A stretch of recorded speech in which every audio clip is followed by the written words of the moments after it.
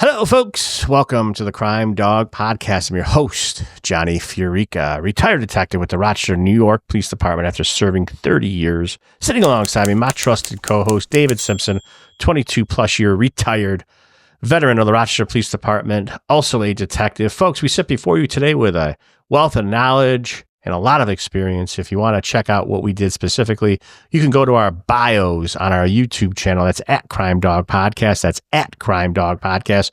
Or you can check out our website, which is thecrimedawgpodcast.com. While you're there, check out our cool merch store. David, welcome to the podcast, brother. Evening.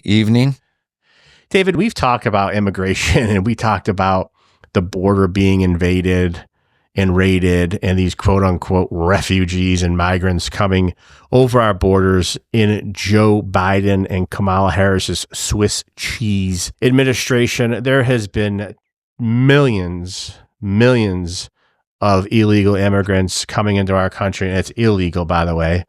And we felt that we had to do a follow-up pod ever since Trump came into office. On January 20th, it's been interesting watching the news media because two things. My first take on this is the Democrats or the left-wing media are mad that Trump and his staff or his administration are putting it all on video, right?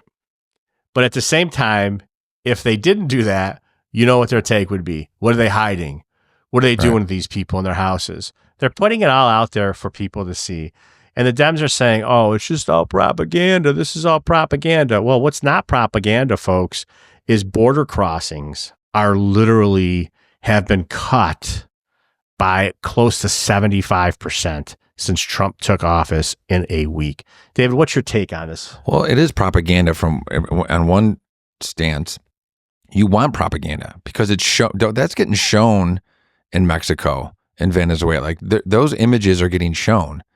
And it's shown that there's a new sheriff in town and you're not getting into this country and just hanging out and going to set up shop and commit crimes and not be hunted and not be looked for, you know? And I think that needs to be put out. That's one of the reasons why things have slowed down, among other things. I think, you know, you need to put that stuff out so the message gets out that this is no longer open for business for you. I think it has been a big deterrent aspect towards people that are trying to come over the border. I think that's helped slow it down.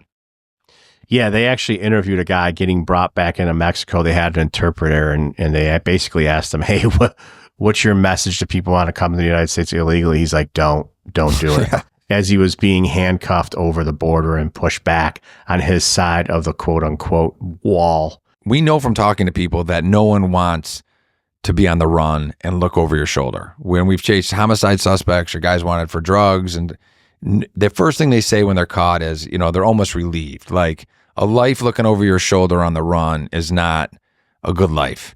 And I'm not saying that United States isn't a better life than other places. It certainly is. But being on the run here is not a good thing. And that's exactly what you're signing up for when you come across. And you're exposing your friends and immediate family to the same stuff, because when you come here illegally, not by the rules and regulations that are in place, you are instantly committing a crime and therefore subject to be arrested. Yeah, I don't disagree. The key word there is legally. You know, we all have family members. I have in-laws that was a legal immigrant, came over from Italy. My father-in-law actually had a green card. He was not an American citizen, but that guy loved this country more than any American-born person that I know. He was a huge supporter of our country. God rest his soul. And then I had a grandfather, my mom's father, who actually studied his butt off to take the exam, passed it, got his results in transit, and then he passed away before knowing he was approved to be an American citizen. So when we talk about this, we have family members, friends, neighbors who have gone through the legal process. So watching people come into neighborhoods throughout our country illegally, it is disgusting. David, we watched this for years. It was horrible. The media tried to cover it up. And shout out to Fox News, because they would not let it go. Bill Maloogian was constantly on the border when it first happened. Fox got told by the federal government to stop flying their drones because it was showing the amount of people coming into the country illegally. And now, I remember that. That was great. Yeah.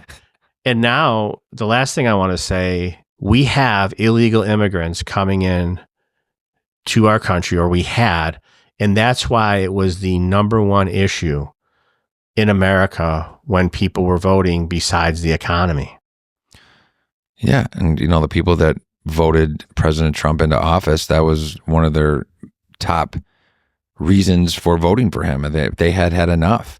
Yeah. And they had enough of the illegal immigrants that come into this country also committing crimes when they're here in this country, whether it be selling drugs, thefts, whether it be sex crimes, murders. Laken Riley there in Georgia, God rest her soul.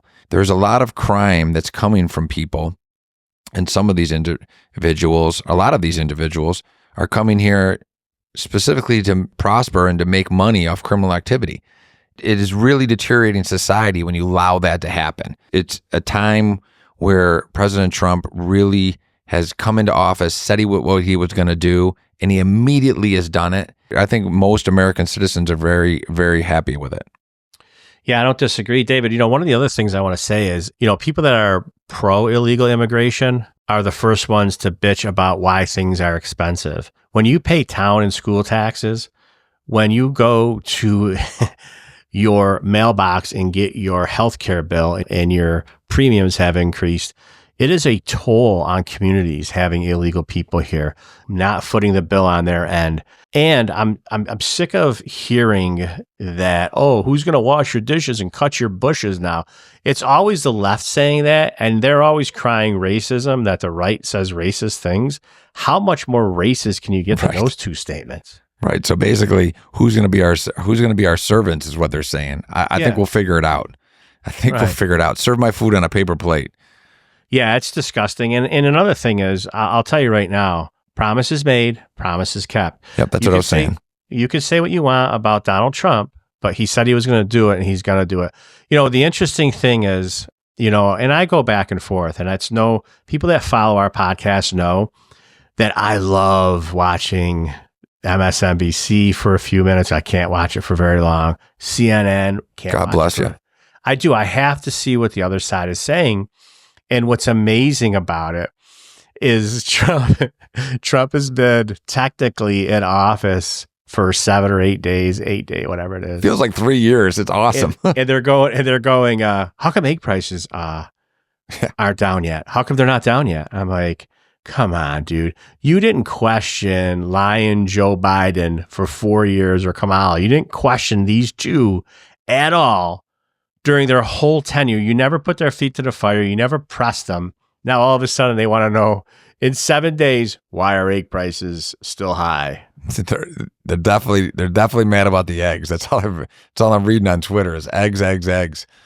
Yeah, I got to be honest with you, David. At the end of the day, when we talk about this immigration movement in our country and what Trump and ICE are doing, you'll see that it's an all hands-on approach. Kristi Noem, who's head of DHS now, she was out there today with her flak jacket on, her vest on, helping ICE, being out there with ICE. Of course, they're photo ops. We get it. We're not dummies. We know.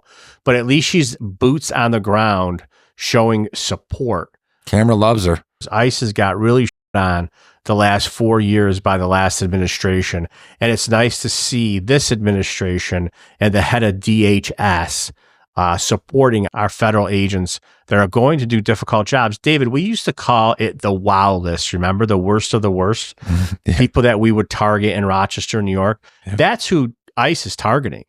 100%. They're not targeting person A and saying, hey, this guy jumped over the wall, came here illegally, and he has no criminal record. They're going after rapists, murderers, they're going after the worst of the worst, the WOW people. But if they do come across someone that's sitting next to the guy that's, wanted for a sex crime or et cetera, and is here illegally, they're also not going to just leave him there. Yeah. Like, he's got to go. So, yeah, he's got to go. But arrivederci. Right. One interesting thing I saw is every picture I see, these guys are getting free room and board and all this stuff on the taxpayer dime.